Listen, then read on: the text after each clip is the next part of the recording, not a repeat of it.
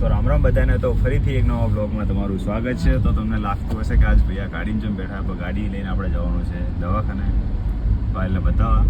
Mummy પણ પાછળ બેસી જઈએ. મોટા ભાઈ આપણો ડ્રાઈવર છે, કારણ કે આપણે બેઠા જુઓ અને ભાઈ ડ્રાઇવિંગ એટલે સમજી જ જવાનું કે આપણો ડ્રાઈવર જ હોય. તો ચલો જઈએ દવાખાને. બધા રાહ જોઈને બેઠા હોય અને પહોંચ્યા છીએ આપણે ઘરે. હવે ગાડી લેવા જતા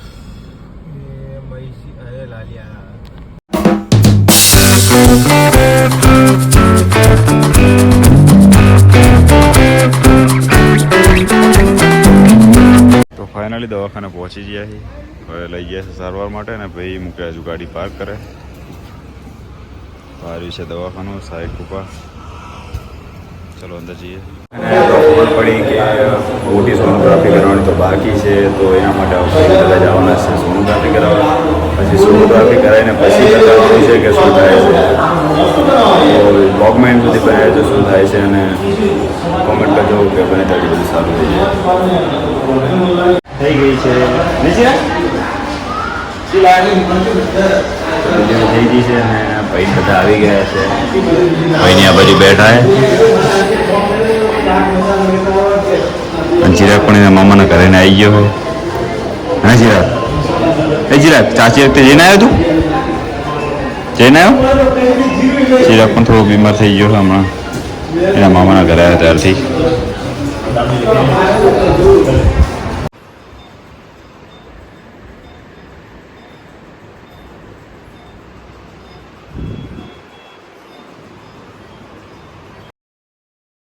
ગુડ મોર્નિંગ બધાને. તો સવારમાં આપણે દવાખાનાથી બહાર આવી ગયા છીએ ફ્રેશ થવા માટે. તો ડિલિવરી તો થઈ ગઈ છે, પણ લાગતું નથી કે ડૉક્ટર અત્યારે રજા હાલે. ડૉક્ટર 5 દિવસનું રજાનું કહે છે, 5 દિવસ પછી રજા મળશે.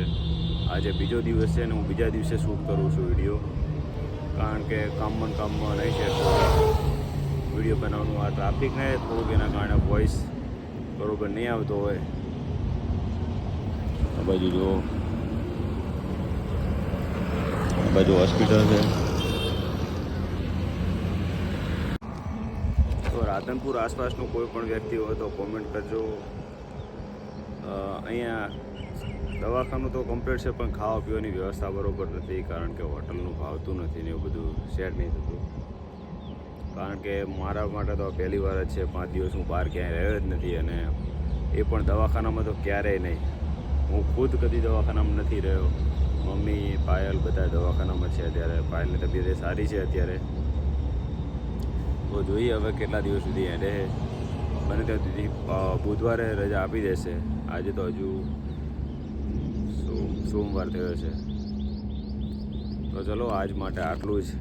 આજનો બ્લોગ આપણો કંઈક નાનો જ હશે, તો એડજસ્ટ કરી લેજો. એક નવો બ્લોગ આવશે, એ લાંબો બ્લોગ હશે. તો ચલો આજ માટે આટલું જ. બ્લોગ આપણો અહીંયા જ પૂરો કરીએ. બ્લોગ સારો લાગ્યો તો લાઈક કરજો, કોમેન્ટ કરજો અને સબસ્ક્રાઈબ કરવાનું ભૂલતા નહીં. તો ફરી મળીશું એક નવો બ્લોગ સાથે. ત્યાં સુધી આવજો.